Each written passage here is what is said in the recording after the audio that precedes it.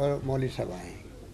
मुझे याद है कि हमारी सरकार बनी थी और यहाँ सोनिया गांधी जी और मुरली देवड़ा जी आए थे जयपुर के अंदर। HPCL का ही प्रोग्राम था आपका, पाइपलाइन का। उस वक्त में हम लोगों ने वहाँ आपके प्रोग्राम में रिक्वेस्ट की थी, तो उस वक्त रिक्वेस्ट ONGC के लिए थी मेन रूप से, क्योंकि वही इसमें भागीदार था।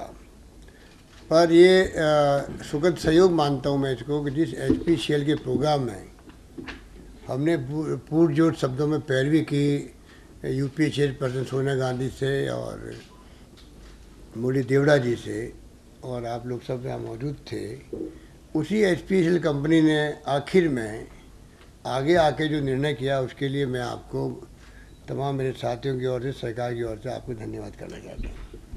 और आपके मंत्री जी मौली साहब को भी, क्योंकि मुरली देवड़ा जी ने भी प्रयास किए। फिर जयपाल रेड्डी साहब से मैं कुछ 4-5 बार इसी काम के लिए मिला, मुरली देवड़ा साहब से 7-8 बार मिला हूँगा, और वीरप्पा मोइली साहब से 3-4 बार मिला हूँगा। तो आखिर में HPCL ने जो फैसला किया है वो मैं समझता हूँ कि बहुत ऐतिहासिक फैसला माना जाएगा राजस्थान के इतिहास के अंदर, जैसा मंत्री जी ने भी कहा। और पहले MOU साइन हुआ और आज वो दिन आ गया जब एग्रीमेंट साइन हो चुका है, कंपनी बन गई है, और अब इसका नाम होगा HPCL राजस्थान रिफाइनरी लिमिटेड का गठन। ये मिल का स्टोन साबित होगा राजस्थान के लिए, क्योंकि इतना बड़ा इन्वेस्टमेंट 37,229 करोड़ रुपए का, ये एक साथ आना मैं समझता हूँ कि बहुत ऐतिहासिक काम है। अभी संयोग से कल परसों ही जो मीडिया में खबर आ रही थी, एसोचैम ने जो सर्वे किया है उसके अंदर महाराष्ट्र, छत्तीसगढ़, गुजरात और चौथे नंबर पर राजस्थान को रखा है। इन्वेस्टमेंट जो आए हैं उसको लेकर के उन्होंने भी राजस्थान को 4th नंबर पर राजस्थान देश के अंदर है जहाँ पर इन्वेस्टमेंट फ्रेंडली माहौल है और इन्वेस्टमेंट आ रहे हैं। तो एक सुखद संयोग है, उसके साथ साथ में आज और एक एग्रीमेंट हुआ है। ये रिफाइनरी वाला इन्वेस्टमेंट उसके अंदर शामिल नहीं है, वरना हम और जम कर जाते हैं। तो इसलिए मैं समझता हूँ कि अब जब आज एग्रीमेंट जो हो गया है और बहुत रिकॉर्ड टाइम पर, मार्च में आपका MOU साइन होना, जुलाई में आपका एग्रीमेंट कंपनी बनना, ये सब सही दिशा में हम जा रहे हैं। पूरे प्रदेश की जनता में बहुत खुशियाँ हैं। जहाँ भी हम जा रहे हैं, चाहे वो कोई सीमावर्ती ज़िले हों, सबको मालूम है राजस्थान रिफाइनरी का बड़ा काम हुआ है। इससे अंदाज़ा लगा सकते हैं कि जनता कितनी जागरूक है, हर चीज़ को वाच करती है। आजकल युवा पीढ़ी का ज़माना है, नौजवानों का भविष्य जुड़ा हुआ है। और जो आपने आंकड़े दिए हैं, अभी आप प्रेस नोट जब बता देंगे सबको, तब सबके पास पहुँचेंगे किस रूप में इन्वेस्टमेंट के साथ साथ में एम्प्लॉयमेंट की बात भी है, किस रूप में कई इकाइयाँ आएगी जिससे कि पेट्रोकेमिकल साथ में इसके हैं। और हमारे लिए तो एक नहीं बल्कि 2 रिफाइनरी मिल गई हमें, तो उसके लिए भी आपको धन्यवाद। प्रस्ताव पहले ओरिजिनली 4.5 मिलियन टन का था, वो 9 मिलियन टन का हो गया, तो 2 रिफाइनरी हो गई एक प्रकार से। और मैं समझता हूँ कि भागीदारी राजस्थान सरकार की 26% और 74% आपकी रहेगी। पर साथ में मैं समझता हूँ कि जिस रूप में अब स्मूथली काम चल रहा है, मुझे उम्मीद है कि ये काम आगे बढ़ेगा और समयबद्ध तरीके से आप रिफाइनरी के लिए जो आपके मंत्री जी ने कहा था कि हम यहाँ के नौजवानों को अभी से ही आपकी जो HPCL की इंस्टीट्यूट है मैंगलोर के अंदर, मैंगलोर में जहाँ पर आप उनकी ट्रेनिंग भी करवाना प्रारंभ करेंगे।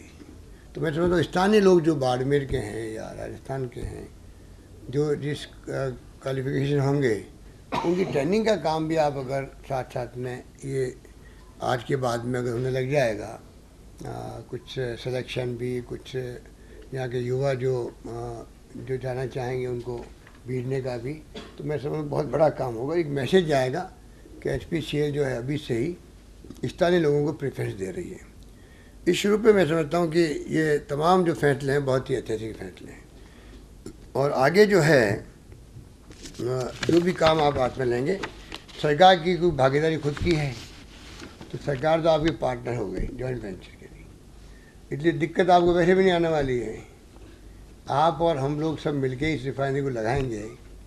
आपकी एक्सपर्टाइज है और आपकी सोच है, मैं समझता हूँ कि कुछ रूप में इसको आगे बढ़ाएंगे और बाकी जो है तो पेट्रोकेमिकल वाला काम जो आपने हाथ में लिया साथ में, इसकी भी हमें बहुत खुशी है, क्योंकि उसके माध्यम से जो बाकी इकाई लगेगी उसके लिए मैं समझता हूँ कि और लोगों को लाभ मिलेगा, क्योंकि एक नया उद्योग जो है उसको एक लाभ मिलेगा। वो चाहे पॉलीप्रोपिलीन और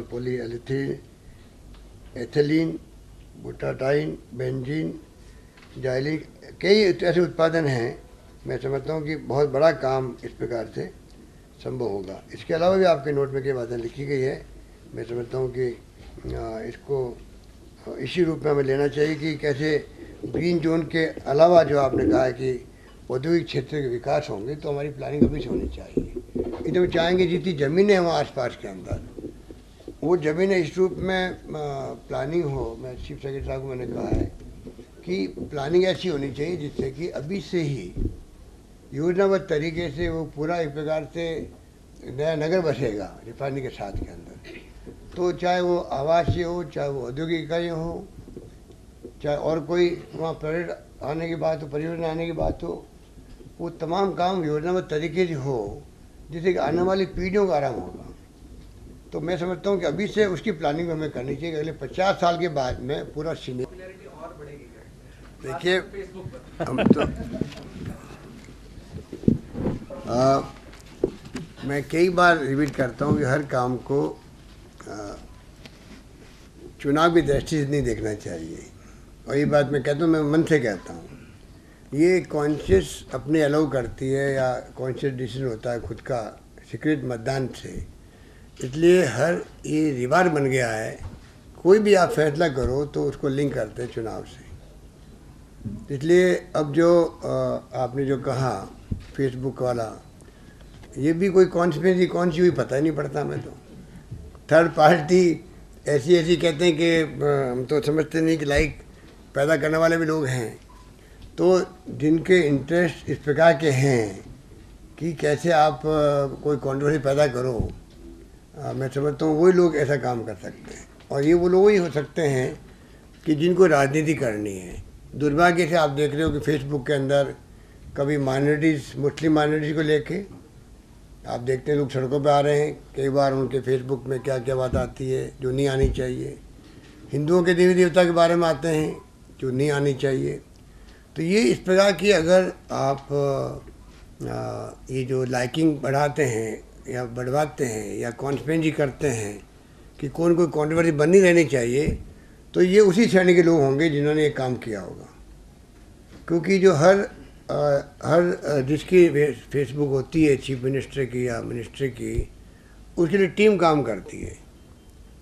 हमारी टीम के लोगों ने तो बिल्कुल क्लियर किया है कि हमने एक भी लाइकिंग को नहीं बढ़ाया किसी रूप में आर्टिफिशियल। पर जो लोग आर्टिफिशियल होते हैं वो आर्टिफिशियल काम ही करते होंगे। मेरे को लगता है कि कोई न कोई मिस्चीव हुई होगी, उसकी जानकारी मिल जाएगी कभी न कभी। तो आपको खुद को कैसा लगा जब आपको पता चला फैन फॉलोइंग इस्तांबुल में बहुत ज्यादा है फेसबुक पे? मुझे अजीब सा लगा कि ना मैं कभी टर्की गया, ना मेरा कोई संबंध है, और टर्की में जो है बहुत पॉपुलरिटी सामने आ जाए तो बड़ा अजीब ही लगता है। अब अजीब किसने बनाया वो जांच का विषय हो सकता है। राजस्थान सरकार की मुफ्त दवा योजना को राजस्थान पर ये जो फेसबुक का और ये जो आजकल का ज़माना है, इसके अंदर आप दुनिया के किसी भी मुल्क से, इस्तांबुल से क्या, आप चाहे आप चाहो तो लंदन से या अमेरिका से, कहीं से भी ये काम कर सकते हैं। मतलब पूरी दुनिया जो जुड़ गई है, आईटी क्रांति हो गई है, उसके माध्यम से अब कोई कुछ भी जो लीगल इलीगल जो काम हो रहे हैं वो भी इसके साथ चल रहे हैं, सोशल मीडिया के साथ चल रहे हैं। और कोई नई बात नहीं है, गुजरात में ऐसी कंट्रोवर्सी बहुत पहले हो चुकी है। तो हम लोग देख चुके हैं कि ये कंट्रोवर्सी चलती रहेगी। इन कंट्रोवर्सी जाना नहीं चाहिए। और मैं समझता हूँ कि जेन्युइन काम ही ज़िंदगी में सबसे बेहतर होता है। बाकी जो इस प्रकार की मैनेजमेंट आप कुछ कर लो या कोई राजनीति करने के लिए खेल खेल लो, तो उसका लाभ मैं समझता हूँ कि उस पार्टी को भी नहीं मिलता जो खेल खेलती है। अल्टीमेटली लोग असलियत जानते हैं, क्रेडिबिलिटी जानते हैं कि किसकी क्या क्रेडिबिलिटी है। तो सुप्रीम कोर्ट ने जो आदेश दिया है 2 साल की सजा याफ्ता नेता एमएलए चुनाव नहीं लड़ सकेंगे और उनकी सदस्यता रद्द की जाएगी? उसके लिए लॉ मिनिस्टर ने कहा है, मिस्टर कपिल सिब्बल ने, कि हम इसको पहले देखेंगे फैसला क्या आया है, उसके बाद में देखेंगे कि पॉलिटिकल पार्टीज क्या चाहती है, उसके बाद में वो बताएंगे कि वो क्या करते हैं। सर, ये फैसला सही है गलत है आपके अनुसार? जब फैसला पड़ा ही नहीं हमने तो कैसे कह सकते हैं। वैसे सर आपका क्या मानना है कि पॉलिटिकल पार्टीज को ऐसे पृष्ठभूमि के लोगों से दूरी बना लेनी चाहिए? देखिए किस रूप में क्या मामले हैं, क्या केस है, उसका बैकग्राउंड क्या है, कोई अभी उसमें आप कमेंट नहीं कर सकते जब तक कि एक्चुअल में फैसला क्या आया है और किस रूप में सजा याफ्ता लोगों को डिबार करना चाहिए वो तो मालूम पड़े कम से कम।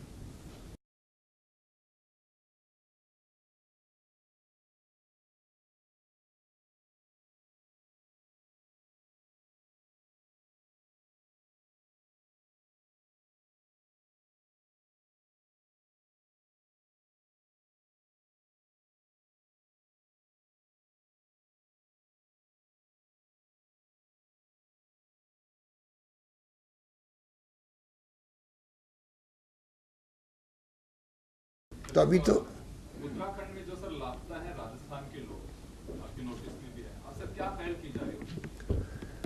देखिए उत्तराखंड वाली त्रासदी तो बहुत ही भयावह त्रासदी मैं मानता हूँ। आज भी करीब 494 जो फिगर आ रहे हैं, कब थोड़े कम ज़्यादा होते रहते हैं, वो लापता हैं राजस्थान के भी। और कल आपने देखा, आप लोगों ने देखा, मीडिया में दिया उसको, स्टेट वाइज फिगर भी दिए हैं। तो ये एक बहुत बड़ी त्रासदी है और राजस्थान सरकार ने पूरी तरह से मैं समझता हूँ जो जिस प्रकार हमने टीमें भेजी वहाँ हमारी किसी राज्य की नहीं गई होगी। करीब 80 अधिकारी और आरएस ऑफिसर लेवल के और तहसीलदार के हों, जब पटवारीज हों, 5-6 कैंप हम लोगों ने खोलें। स्काउटिंग का अलग, SN सुब्बाराव जी के जो संस्था है उनके अलग लोग गए, कांग्रेस सेवा दल के लोग अलग गए थे, हम लोग भी 3-4 दिन वहाँ जाके रहे थे। तो जिस रूप में वहाँ पे काम हमने देखा है कि जो डिफिकल्ट एरिया में काम किया आर्मी वालों ने, एयरफोर्स के लोगों ने, इंडो टिबेटन बॉर्डर पुलिस ने, डिजास्टर मैनेजमेंट की जो विंग है उन लोगों ने, मैं समझता तारीफ़ काबिल है। जब मौसम 15 मिनट बदलते हों, वहाँ पर 3 हेलीकॉप्टर तो हम देखा है कि 2 तो क्रैश हो गए, 1 ग्राउंड हो गया फोर्स लैंडिंग से, वही डैमेज हो गया, 20 अधिकारी और सैनिक मारे गए। तो कोई कमी नहीं रखी। मैं समझता हूँ कि ऐसी त्रासदी में सबसे बड़ा इतिहास का ऑपरेशन मैं समझता हूँ कि हुआ होगा यहाँ पर उत्तराखंड के अंदर, जहाँ पर ये त्रासदी आई और ये इस प्रकार का ऑपरेशन किया गया, रेस्क्यू ऑपरेशन किया गया। रेस्क्यू के बाद में अब जो काम बचाव के बाद में जो राहत का है वो भी बड़ी डिफ़िकल्टी आ रही है वहाँ पर। अभी देखते हैं रोज़ वहाँ बरसात का मौसम और बरसात के कारण रास्ते टूटते जाते हैं और करीब 1500 रास्ते टूट गए थे जो खबर आई थी अखबारों के अंदर। मेन रोड टूट गई है वहाँ पर, बनाने में तकलीफ आ रही है, बीच में फिर बारिश आ रही है।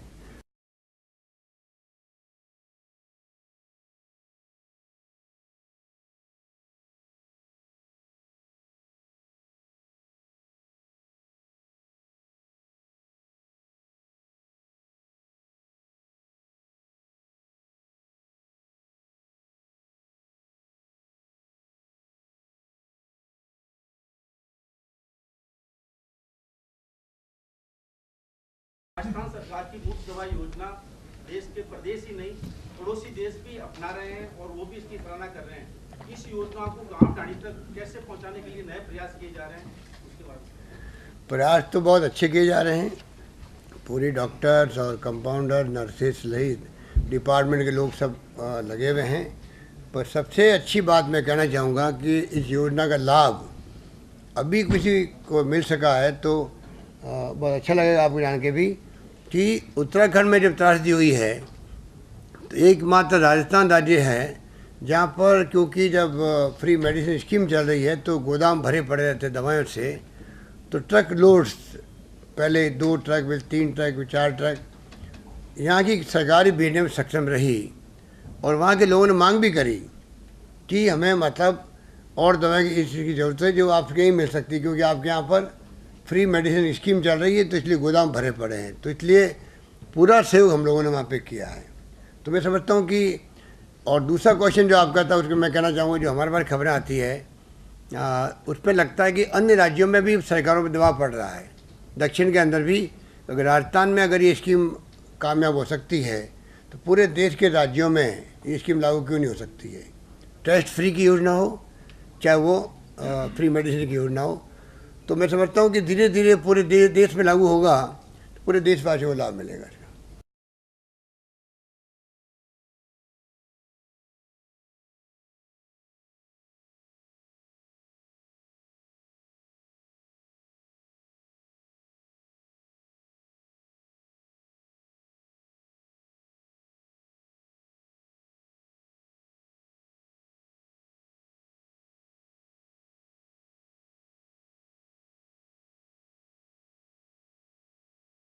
सर, मिनिस्ट्री स्टाफ के 70,000 कर्मचारी आज से अवकाश पे चले क्या? मिनिस्ट्री स्टाफ बाबू लोग जो आज अवकाश पे चले गए आज से, उसके हड़ताल को तुड़वाने की कोशिश हो रही है क्या करना है उनका? सर, मिनिस्ट्री स्टाफ वाले आज से हड़ताल में चले गए, उनके बारे में गिना क्या आपने, गिनती किया आपने? सारे लोग स्टाफ के साथ में हैं, सब लोग खुश हैं। मेरे ख्याल से आज़ादी के बाद में पहली बार 55,000 के आसपास तो प्रमोशन हो गई एक साथ में सभी संवर्ग में, और 6 पे कमीशन भी जिस रूप में लागू किया गया वो भी तैयार बना है। मैंने आपको असेंबली में बताया था कि कई सरकारों ने तो जैन कमीशन बनाए, चाहे वो कमेटी बनाई, चाहे वो चतुर्वेदी कमेटी बनाई, चाहे वाई सिंह समिति बनाई, वो समिति की रिकमेंडेशंस का वो अलमारी में बंद रही आज तक। पहली कृष्णा भटनागर समिति की रिपोर्ट है जिसको हमने लागू किया है। ये बात तमाम लोगों के जहन में है, सब लोग जानते हैं। छोटी बड़ी समस्या जो है सभी किसी संवर्ग की हो वो तो देखो हमेशा बनी रहती है, उनको दूर करते हैं तो नई संवर्ग की समस्या आ जाती है, उसको दूर करेंगे। पर मेरा कहने का मतलब है कि बाय एंड लार्ज सब लोग इसमें संतुष्ट हैं। सर, कल भाजपा के नेता हैं घनश्याम तिवारी जी, उन्होंने कहा है कि राजनीति में इस वक्त जो है आपातकाल जैसी स्थिति है और पॉलिटिकल पार्टियों में कुछ स्वार्थी लोग आ गए हैं, इस पे क्या? देखिए, अडवाणी साहब के कहने के बाद में कोई बात बचती नहीं है। जब घनश्याम तिवारी जी तो उनके फॉलोवर हैं, अडवाणी साहब ने खुद ने सर्टिफिकेट दे दिया जब अपनी पार्टी के बारे में देशवासियों को, पूरे मुल्क के कोने कोने में वो संदेश पहुंच चुका है। इसलिए अब घनश्याम तिवारी जी जो बोल रहे हैं, मैं समझता हूं कि वो क्योंकि उनके फॉलोवर हैं इसलिए उनका धर्म बनता है कि वो उनकी अडवाणी साहब की बात को तायद करे और लोगों आगे आना चाहिए इस काम की। 33 राजस्थानी सऊदी अरेबिया में फंसे हुए हैं, मास सुसाइड। भारत सरकार पूरी तरह वाकिफ है और आप देख रहे हैं कि जो जो संभव है वहाँ के कानून के अनुसार उनकी कार्रवाई भी हो रही है। फूड सिक्योरिटी बिल को लेकर ये रिफाइनरी पेट्रोकेमिकल्स कॉम्प्लेक्स को लग रहा है इस सहयोगी इंश्योरेंस लगेगी उसके लिए इंडस्ट्रियल बाद में फिर हम लोग तय करेंगे कि हम आगे और क्या वहाँ कंट्रीब्यूट कर सकते हैं।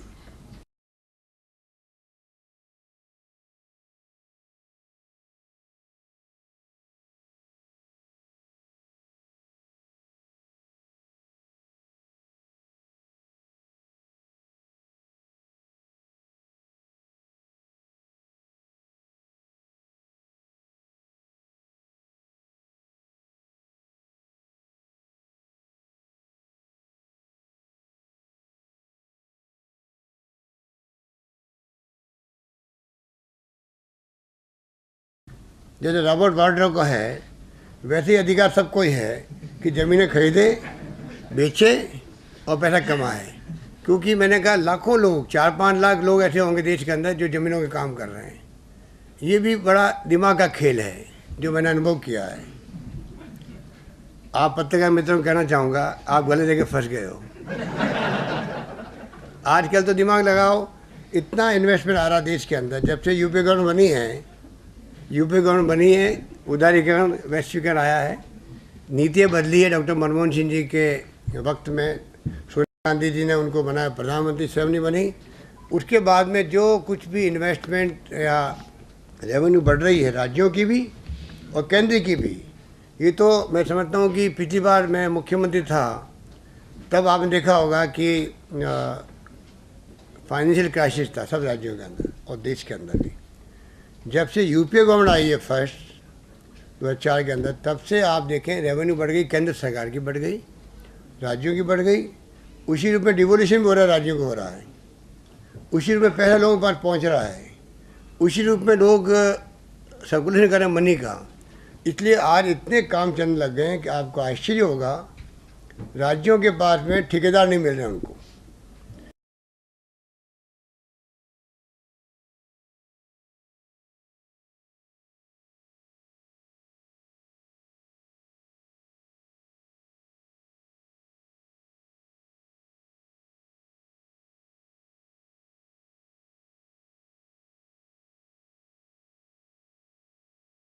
और जो ठेकेदार मिलते हैं, इसलिए मैं HPCL के चेयरमैन साहब कहना चाहूँगा, आप उन ठेकेदारों को पकड़ना जो टाइम पे काम कर दे। आजकल क्या हो रहा है एक्चुअल में, 3-3 4-6 काम ले लेते बड़े, वो पूरा कर नहीं पाते कंपनी। बैंक और लोन लेती है, कभी ये अधूरा छोड़ती है, कभी उस काम को अधूरा छोड़ती है, कभी इसको छोड़ती है। इस प्रकार से सब काम डिले हो रहे हैं। ये अनुभव राजस्थान का भी है, चाहे सड़कों के हों, चाहे बिल्डिंग के हों, चाहे कोई प्रोजेक्ट के हों, पावर प्लांट के भी क्यों नहीं हों। ये चिंता का विषय बना हुआ है कि मतलब और ठेकेदार पैदा होने चाहिए और लोग आगे आने चाहिए, जो मतलब ज़मीनों के काम करने वालों को मैं कहना चाहूँगा, अब आप आगे बढ़ो, ठेकेदार बनो।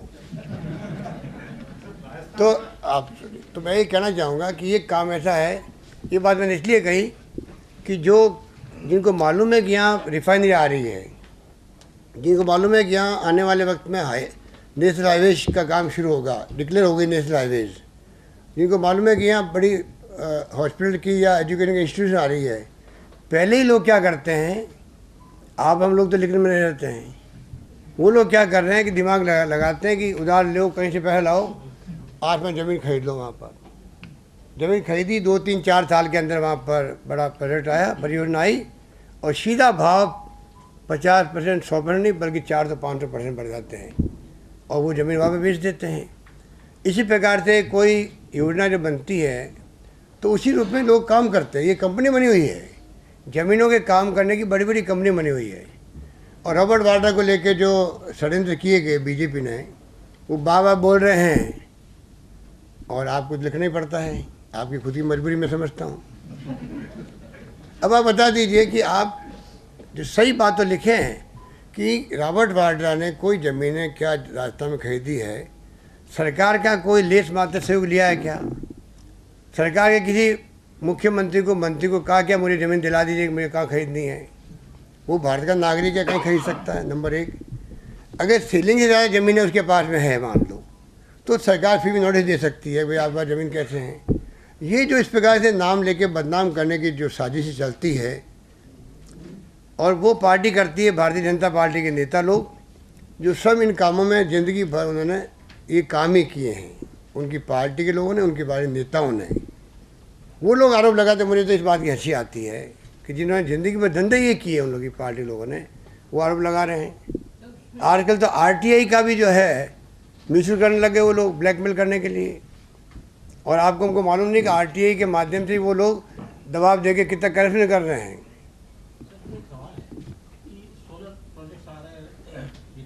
जोन बनेंगे उसमें हमें लाभ मिलता है, मिलकर प्लानिंग के साथ में, तो वो हमारा प्रयास है। देखिए, फूड सिक्योरिटी बिल को लेकर दिल्ली में मीटिंग होने वाली है, ऐसी जानकारी भी आई है। राजस्थान सरकार की ओर से कोई विशेष एक्शन प्लान? देखिए, राजस्थान का तो एक्शन प्लान बना हुआ है, हमने तो तैयारी शुरू कर दी है और हमें वेलकम करते हैं इसको। फूड सिक्योरिटी का जो अध्यादेश जारी हुआ है उसका हम स्वागत करते हैं, क्योंकि यूपी चेयरपर्सन सोनिया गांधी जी ने एज चेयरपर्सन NSC बहुत पहले से प्रयास कर रहे थे। डॉक्टर मनमोहन सिंह जी और उनकी सरकार ने पूरा इसको परीक्षण करके उसके बाद में फैसला किया है। मैं समझता हूँ पूरे देशवासियों को वेलकम करना चाहिए। जब राइट टू इन्फॉर्मेशन आ गया, राइट टू एजुकेशन आ गया, वहाँ नरेगा आ गया, राइट टू एम्प्लॉयमेंट हो गया, और फूड सिक्योरिटी की एक्ट की मैं समझता हूँ ज़्यादा जरूरत थी, जिससे कि फूड सिक्योरिटी मिले। और मैं तो एक कदम और आगे बढ़ के कहना चाहूँगा, मैंने प्रधानमंत्री जी को कहा है और सोनिया जी की भी ये भावना रहती है, मैंने उनसे बात भी करी है कि राइट टू शेल्टर, इस देश के अंदर हर व्यक्ति को पक्की छत का अधिकार मिले, चाहे एक कमरे मिले तो पक्का मिले उसको, एक कमरा मिले, 2 कमरा मिले, बरामदा मिले। और राजस्थान सरकार वो सरकार है जिसने 1 रुपये किलो गेहूँ पहले ही शुरू कर रखा है राजस्थान के अंदर 40 लाख परिवारों को, अंत्योदय भी शामिल है और भी लोग शामिल है उसके अंदर। उसी रूप में हमारी गवर्नमेंट पहली गवर्नमेंट देश के अंदर जिसने कर्जा लेकर के हुडको से राइट टू शेल्टर के अंतर्गत ही हमने कम से कम 10 लाख इंदिरा आवास के 2.5 लाख मकान मिला करके काम शुरू कर दिया है। और 15 जुलाई से एक नया कैंपेन चल के किसी को पहली किस्त, किसी को दूसरी किस्त, किसी को तीसरी किस्त मिलेगी। हमारे यहाँ स्मूथली काम चल रहा है और मैंने खुद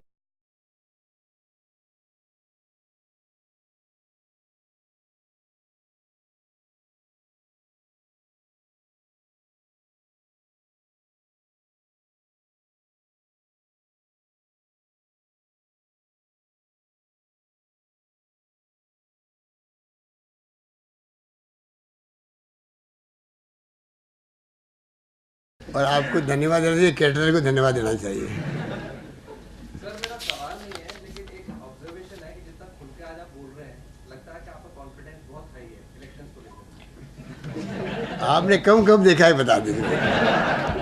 चाहे मैं अक्सर आप अवॉइड कर जाते हैं, लेकिन आज आपने हमारे को समय दिया, इसके लिए आपका धन्यवाद। नहीं, मैं कैटरर को धन्यवाद दूँ। अभी चुनावी चर्चा में आप कह रहे थे यही घोड़े यही मैदान होंगे, तो कांग्रेस के सिटिंग एमएलएस के लिए पॉजिटिव साइन है क्या? मैंने मुहावरा कहा है कि चुनाव के लिए कहा मैंने चुनाव के मैदान को डेमोक्रेसी में ही होता है भी कि उस मैदान में कूदते हैं जब चुनाव के मैदान में, उसके लिए मैंने कहा है। पर सर कल राहुल गांधी जी से भी मिलने के लिए जा रहे हैं आप, कुछ टिकटों के और कुछ एमएलए कौन बनाया जाएगा कौन नहीं बनाया जाएगा? देखिए, सबसे पहले तो अच्छी बात यह है कि किसी पॉलिटिकल पार्टी ने, शायद मैंने पहले भी एक बार कहा आपको, कि ये अपनी सरकारों के बारे में, वहाँ की परफॉर्मेंस के बारे में, जैसे सोनिया गांधी जी ने, आपको पहले मालूम है, चीफ मिनिस्टर कॉन्फ्रेंस क्या करती थी वो, जिसमें कांग्रेस रूल स्टेट के चीफ मिनिस्टर आते थे और वो वहाँ पे पूरी तरह परफॉर्मेंस क्या और स्टेट गवर्नमेंट में क्या क्या कमी है, क्या खामी है, क्या काम हो रहे हैं, बात होती थी। राहुल गांधी जब से वाइस प्रेसिडेंट बने हैं, उन्होंने ये तरीका अपनाया है कि कैसे हम उनसे पूछें, पीसीसी को या चीफ मिनिस्टर को, कि आप अगले 3 महीने में क्या क्या काम कर पाएंगे, क्या काम कर सकते हैं, तो वो प्लानिंग बन जाए, एक्शन प्लान बन जाए, तो उसका रिव्यू होता रहे कि 3 महीने के बाद में वास्तव में कहाँ तक पहुँचे और कहाँ कमी रही। तो ये भी एक मॉनिटरिंग है जैसे पहले हुआ करती थी, और मैं समझता हूँ बहुत वेलकम।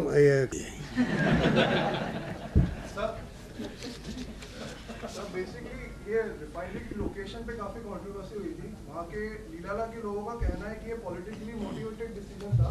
उनको पहले बोला गया कि आप हाई रेट मांगे आपको मिल जाएंगे, और एक प्लेटफॉर्म बनाने की तैयारी थी ताकि ये पचपदरा जाए, जो कि आपकी कॉन्स्टिट्यूएंसी के पास। मेरी कॉन्स्टिट्यूएंसी के पास नहीं है, ये बायतू जो विधानसभा क्षेत्र है उसी में आई हुई ये भी है, और लीलाला भी उन्हीं के क्षेत्र में, एक ही विधानसभा क्षेत्र दोनों का, नंबर 1। नंबर 2, ये फैसले जब मैं खुद बाड़मेर गया था तो मुझे वहाँ लोगों ने कहा कि रिफाइनरी, कुछ लोगों ने कहा ये हमारे यहाँ नहीं लगनी चाहिए, आप यहाँ ले जाओ रिफाइनरी को, लोगों ने वहाँ मांग करी थी, वहाँ विवाद बना हुआ था, नंबर 1। कुछ लोगों ने कहा रिफाइनरी नहीं लगनी चाहिए, तो मैंने कहा उस वक्त में, रिफाइनरी चाहे कहीं लगे राजस्थान के अंदर, जैसलमेर में जाए भले ही, मैं तो मोहनगढ़ का नाम लिया मैंने, जो वहाँ के विधायक हमारे सोनाराम जी हैं, उनका गांव मोहनगढ़ है, तो मैंने कहा मोहनगढ़ में जाए तो चिंता मत करो, रिफाइनरी राजस्थान लगनी चाहिए, टाइम पे लगनी चाहिए, टाइम किसी का इंतजार नहीं करता है, पर आप ये विवाद पैदा मत करो। मैंने कहा आपस में आप मत लड़ो कि कहे यहाँ लगे लीलाला में, दूसरा कहे लीलाला में नहीं लगनी चाहिए, ये विवाद पैदा नहीं होना चाहिए। और अब वहाँ पे 250 परिवार थे वहाँ पर, उन 250 परिवारों को, एक तो वो तो अलग बात है ज़मीन के दाम क्या हो क्या नहीं हो, तो कम ज़्यादा हो सकते हैं, पर ये अनुभव ये कहता है कि जहाँ जहाँ रिफाइनरी हैं या जहाँ जहाँ बड़े प्रोजेक्ट आते हैं, आधा डिले होता है ज़मीनों को लेके होता है। और जो अभी बिल पेंडिंग है पार्लियामेंट के अंदर, किसानों की भूमि अधिग्रहण का बिल पेंडिंग है, उसको लेके पूरे देश के अंदर सारे प्रोजेक्ट जो हैं वो डिले हो रहे हैं। आप खुद देख रहे हैं कि किस प्रकार से डिले होते हैं। और 250 परिवारों को फिर बरसाने शिफ्ट करना वहाँ पर और जगह पर, उसमें सबके व्यूज अलग अलग होते हैं। तो अगर हम 2, 3, 4 साल इसी में लगा दिए तो एक तरफ तो अभी चेयरमैन साहब ने आपको कहा कि 4 साल में रिफाइनरी लग सकती है, जो हमारा प्लान होगा लगाने का, उसका लाभ लीलाला के लोगों को भी मिलेगा, बाड़मेर के लोगों को मिलेगा, सबको मिलेगा। उसी ज़िले में उसी विधानसभा क्षेत्र में रिफाइनरी लग रही है। तो इन विवाद को मैं समझता हूँ समाप्त करना चाहिए। और मैं अपील भी करना चाहूँगा वहाँ के आम लोगों से भी कि इतना बड़ा इन्वेस्टमेंट आज इतिहास में सबसे बड़ा इन्वेस्टमेंट पहली बार आ रहा है, उस पर सब लोग सहयोग करें। उस पर मैं उम्मीद करता हूँ कि सबके सहयोग से ही ये प्रोजेक्ट पूरा टाइम पे हो पाएगा, ये मैं आप कहना चाहूँगा। और दूसरा, ये ज़मीन जो है पूरी तरह सरकारी भूमि है, इसलिए इसमें, और ज़मीन समतल है, तो सारे काम आगे बढ़ने में आसानी हो जाएगी, उसमें कोई दिक्कत नहीं आएगी।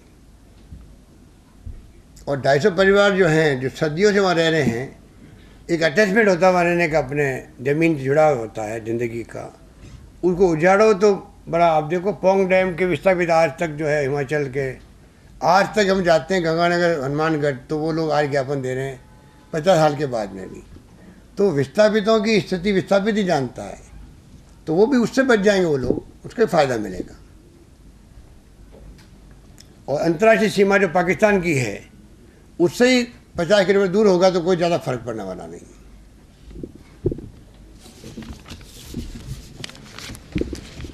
चलिए अब आप बता लो नीचे, आज 5-10 मिनट और वेट करना चाहे पीने में, क्या कोल्ड वोल्ड पीने में। सर इस कैटरिंग वाले को परमानेंट दे रहे, सीएमओ कैटरिंग वाले को सीएमओ का काम परमानेंट दे। वो हमारे ज्ञान जी जो है, ज्ञान जी परमानेंट, वो हो गए बीमार, तो इसलिए वो आ नहीं पाए, इसलिए तकलीफ हो रही है। आपके बयान की चर्चा है, सर एक आपके बयान की चर्चा, बीजेपी में जमूरा है कि जमूरे हैं?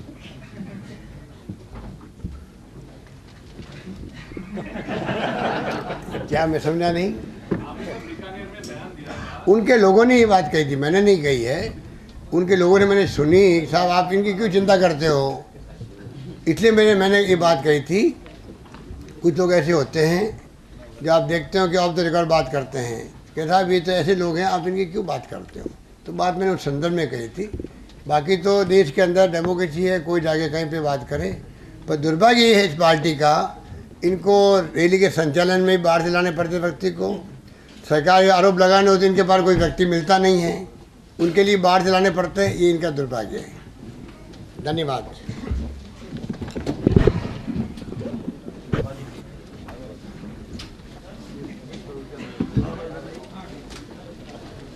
लंच के लिए चल